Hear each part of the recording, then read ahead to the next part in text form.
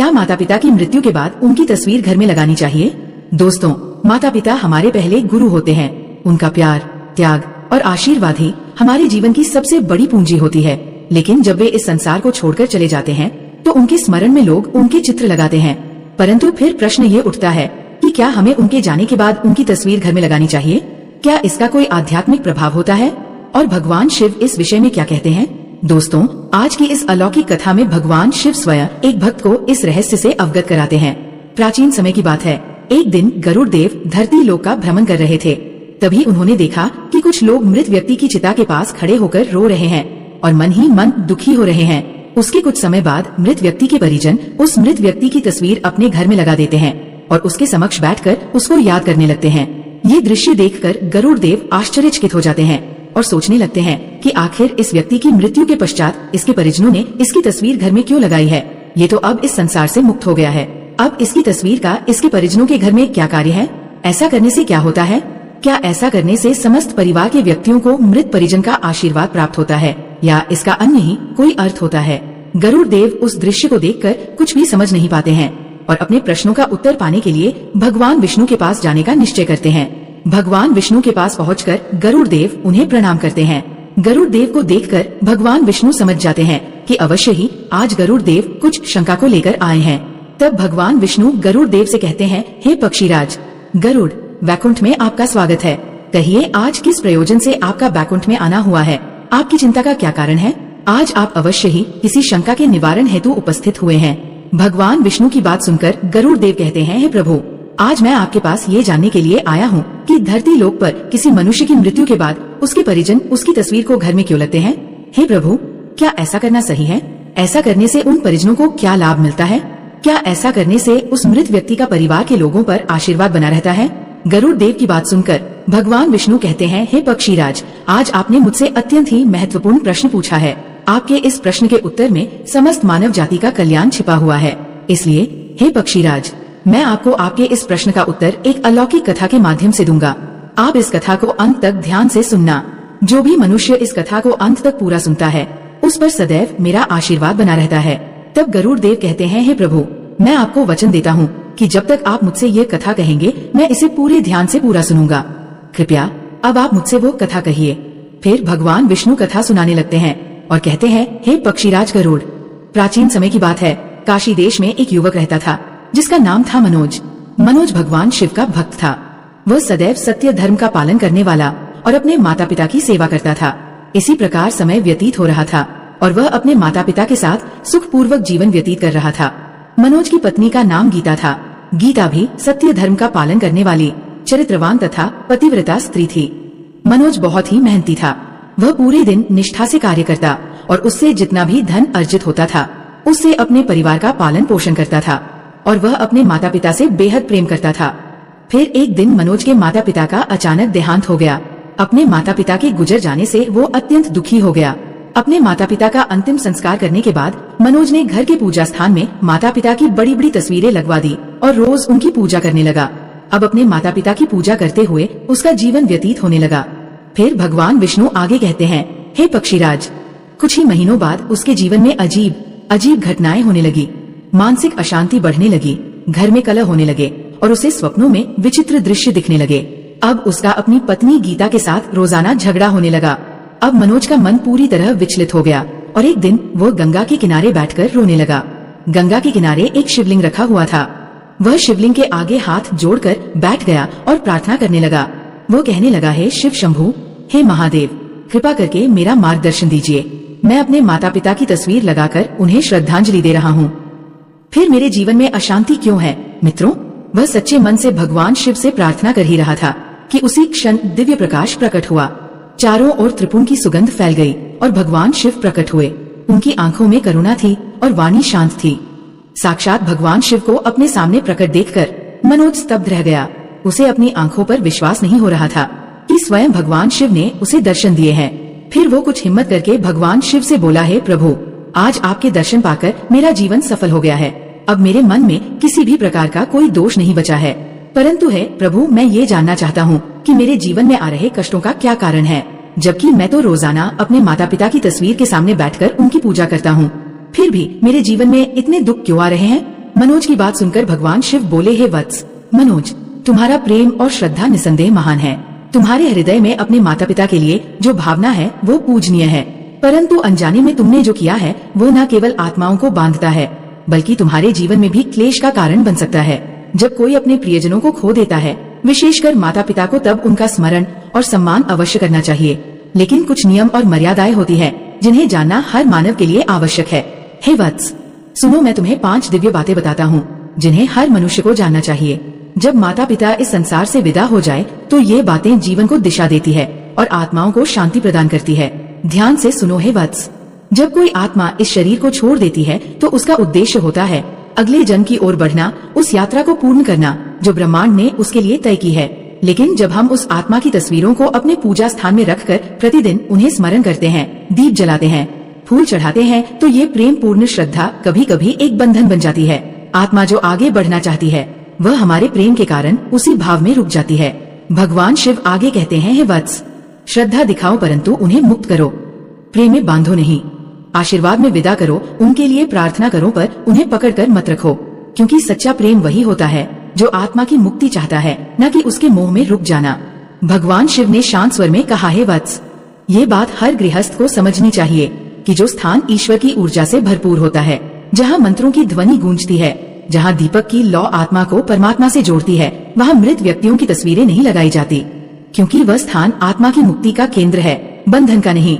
जब हम पितरों की तस्वीरें उसी स्थान पर रखते हैं जहाँ हम भगवान का आवाहन करते हैं, तो हम अनजाने में 2 अलग शक्तियों को एक ही स्थान पर जोड़ देते हैं, जिससे न केवल आत्मा उलझती है बल्कि गृहस्थ जीवन में भी शांति बाधित होती है। ईश्वर का स्थान आत्मा की मुक्ति का केंद्र होता है और पितरों का स्थान स्मरण और श्रद्धा का स्थान होता है। इसलिए ईश्वर और पितरों के स्थान को अलग रखो, श्रद्धा को नियमों के साथ निभाओ, ताकि प्रेम भी बना रहे और आत्मा को मुक्ति भी मिल सके। भगवान शिव आगे कहते हैं, हे वत्स, यदि तुम्हें अपने माता पिता की तस्वीर घर में लगानी ही हो तो ध्यान रखना वह स्थान पूजा स्थल न हो जहाँ भगवान का निवास हो।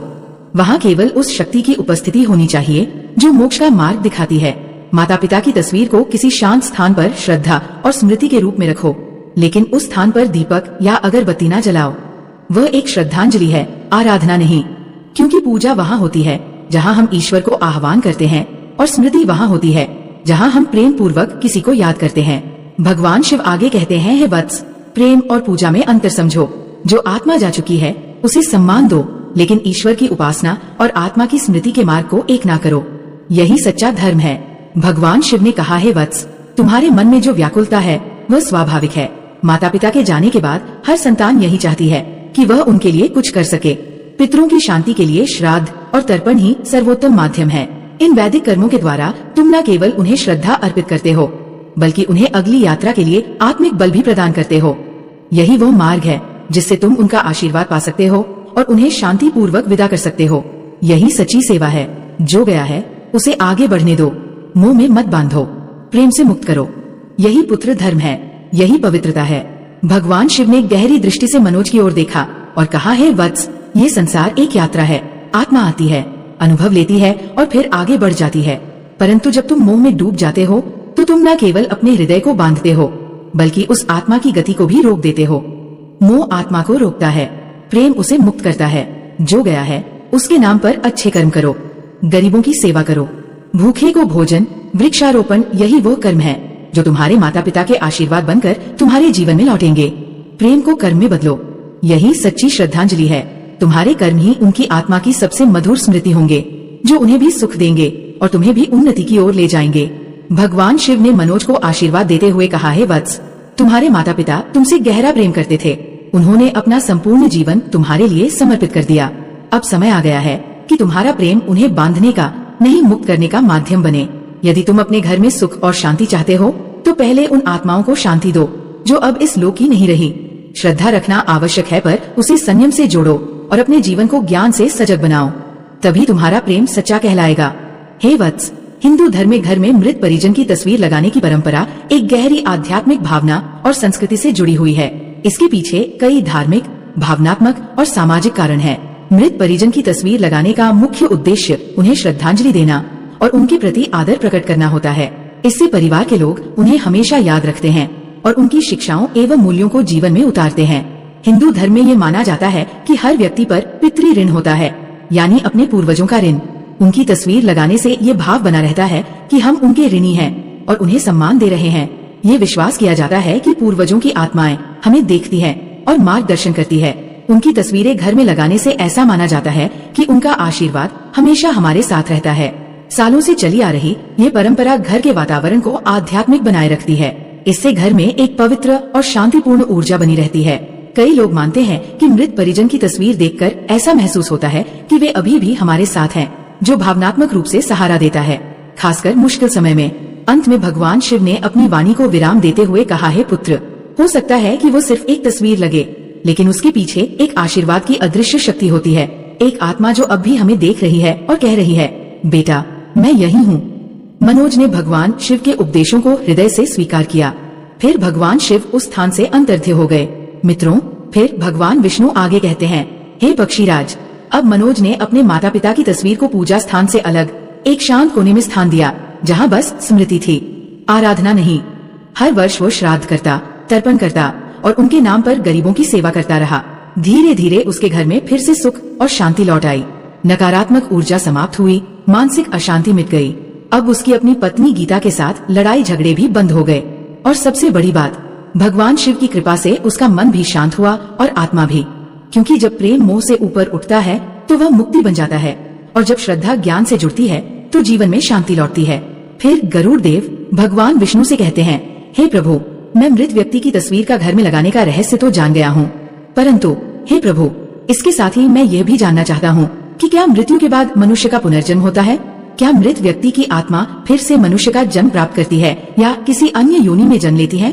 गरुड़ देव की बात सुनकर भगवान विष्णु कहते हैं, हे पक्षीराज गरुड़, जब मृत्यु के बाद आत्मा का किसी नए शरीर में प्रवेश हो जाता है तो इसे ही पुनर्जन्म कहते हैं। मनुष्य का पुनर्जन्म कब और कैसे होता है, ये कई तत्वों पर निर्भर करता है। पहला कारण है मनुष्य का कर्म प्रभाव, अर्थात कर्मों के अनुसार ही आत्मा की गति होती है। जो भी जीव दोबारा से जन्म लेता है वह अपने पूर्व जन्मों के कर्मों के कारण इस संसार में आता है। हिंदू धर्म में पुनर्जन्म का सिद्धांत अत्यंत गूढ़, रहस्यमय और आध्यात्मिक है। शास्त्रों के अनुसार आत्मा अमर होती है और शरीर मात्र उसका एक अस्थायी वस्त्र है। जब मनुष्य की मृत्यु होती है तब केवल उसका शरीर नष्ट होता है, आत्मा नहीं। आत्मा अपने पूर्व जन्म के कर्मों के अनुसार अगले जीवन की यात्रा पर निकलती है। ये यात्रा तुरंत नहीं होती, बल्कि इसके 3 मुख्य चरण होते हैं। सबसे पहले आत्मा मृत्यु के तुरंत बाद कुछ समय के लिए प्रेत योनि में प्रवेश करती है। ये वो समय होता है जब जीव को ये अनुभव नहीं होता कि उसका शरीर अब नहीं रहा। फिर यमराज के दूत आत्मा को यमलोक ले जाते हैं, जहाँ उसके संपूर्ण जीवन के कर्मों का लेखा जोखा चित्रगुप्त द्वारा प्रस्तुत किया जाता है। यमराज न्याय करते हैं। यदि पुण्य अधिक है तो आत्मा को स्वर्ग या उच्च लोक की ओर भेजा जाता है। यदि पाप अधिक है तो उसे नरक या नीच योनियों में भेजा जाता है। और यदि पुण्य और पाप समान हो या मिश्रित हो तो आत्मा को पुनः मनुष्य योनि प्राप्त होती है, ताकि वह अपने अधूरे कर्मों को पूरा कर सके। पुनर्जन्म एक सहज प्रक्रिया नहीं है, बल्कि आत्मा को अनेक सूक्ष्म अवस्थाओं और योनियों से गुजरना पड़ता है। गरुड़ पुराण के अनुसार आत्मा जब पुनर्जन्म की ओर अग्रसर होती है तो उसे 16 प्रकार की योनियों, पशु, पक्षी, कीट, जलचर, मानव आदि से होकर गुजरना पड़ता है, जो उसके कर्मों पर निर्भर करता है। यदि किसी ने हिंसा, छल और पाप किए हैं तो वह पशु योनि, कीट या नरक में जन्म ले सकता है। वही जिसने सेवा, भक्ति और धर्म का पालन किया है उसे दिव्य योनि या पुनः मानव जन्म प्राप्त होता है। भागवत पुराण और उपनिषदों में यह भी कहा गया है कि जन्म और मृत्यु का ये चक्र तब तक चलता रहता है जब तक आत्मा मोक्ष प्राप्त नहीं कर लेती, अर्थात जब तक वो ईश्वर से एकाकार नहीं हो जाती। मोक्ष प्राप्त होने पर आत्मा जन्म मृत्यु के बंधन से मुक्त हो जाती है और ब्रह्मा रूप में स्थित हो जाती है। इसलिए हिंदू धर्म में जीवन को एक अवसर माना गया है, आत्मा की शुद्धि, कर्मों की सिद्धि और मोक्ष की प्राप्ति के लिए। और यही कारण है कि पुनर्जन्म का विचार केवल पुनर्जन्म लेने की प्रक्रिया नहीं, बल्कि आत्मा की सनातन यात्रा का दर्शन है। आगे भगवान विष्णु गरुड़ देव को बताते हुए कहते हैं, हे पक्षीराज, कर्म 3 प्रकार के होते हैं। पहला है संचित कर्म। इसमें मनुष्य के द्वारा किए गए पिछले कर्मों का लेखा जोखा संग्रहित होता है। दूसरा है प्रारब्ध कर्म, जो कि आपके पिछले कर्मों के अनुसार आपको सुख दुख प्रदान करता है। जो भी सुख दुख मनुष्य के जीवन में आते हैं वह उसके प्रारब्ध में किए गए कर्मों का संग्रह होता है। तीसरा है क्रियामान कर्म। मनुष्य का पुनर्जन्म इसी कर्म पर निर्भर करता है, क्योंकि इस जन्म में किए गए कर्म मनुष्य के भविष्य के जन्मों को प्रभावित करता है। जो भी मनुष्य सत्कर्म करता है, जैसे दान, धर्म, सेवा, भक्ति और सदैव सत्य वचन बोलता है, उसका पुनर्जन्म देव योनि में होता है, अर्थात एक अच्छे और सभ्य परिवार में होता है। और जो मनुष्य अधर्म करता है, जैसे कि पाप, हत्या, छल, धोखा, हिंसा, लोभ जैसे कुकृत्य कार्य करता है, उसका पुनर्जन्म नीच योनि में होता है। वह अगले जन्म में पशु, कीट, पतंग, राक्षस बनता है। यदि कोई मनुष्य अत्यधिक पुण्य करता है तो उसे मृत्यु के बाद स्वर्ग लोक की प्राप्ति होती है, और यदि कोई मनुष्य इसके विपरीत कार्य करता है, भारी पाप करता है, तो उसे नरक में स्वयं मेरे आदेशानुसार अनेकों वर्ष तक कठोर दंड दिया जाता है और उसे नरक की यातनाएं सहनी पड़ती है। मित्रों, आगे भगवान विष्णु कहते हैं, हे पक्षीराज, दूसरा कारण है मृत्यु के समय मनुष्य की मानसिक स्थिति। इस संदर्भ में तीनों लोकों के स्वामी भगवान श्री कृष्ण कहते हैं कि व्यक्ति मृत्यु के समय जिस भाव चिंतन में होता है, वही उसके अगले जन्म को निर्धारित करता है। यदि कोई मनुष्य मृत्यु के समय भगवान का स्मरण करता हुआ अपने प्राण त्याग है तो उसे मोक्ष प्राप्त होता है, और यदि कोई मनुष्य सांसारिक इच्छाओं, क्रोध, मोह या वासनाओं में डूबा रहता है तो वह उन्हीं भावनाओं के अनुसार पुनर्जन्म लेता है। फिर भगवान विष्णु आगे कहते हैं, हे पक्षीराज, उम्मीद है अब आपको आपके सभी प्रश्नों के उत्तर मिल गए होंगे। तब गरुड़ देव ने भगवान विष्णु से कहा, हे प्रभु, आपके मुख से इन प्रश्नों के उत्तर पाकर मैं धन्य हो गया हूँ। अब मैं इनका प्रचार प्रसार तीनों लोकों में करूँगा। फिर गरुड़ देव भगवान विष्णु को प्रणाम करके उन भ्रमण पर निकल जाते हैं। मित्रों, इस कथा से हमें ये सीख मिलती है कि माता पिता की आत्मा को बांधना नहीं, मुक्त करना चाहिए। पूजा स्थान में केवल ईश्वर की तस्वीर होनी चाहिए। यदि मृतकों की तस्वीर लगानी हो तो उसे आराधना का केंद्र न बनाएं। उनके नाम पर श्राद्ध, तर्पण और सेवा करना, यही है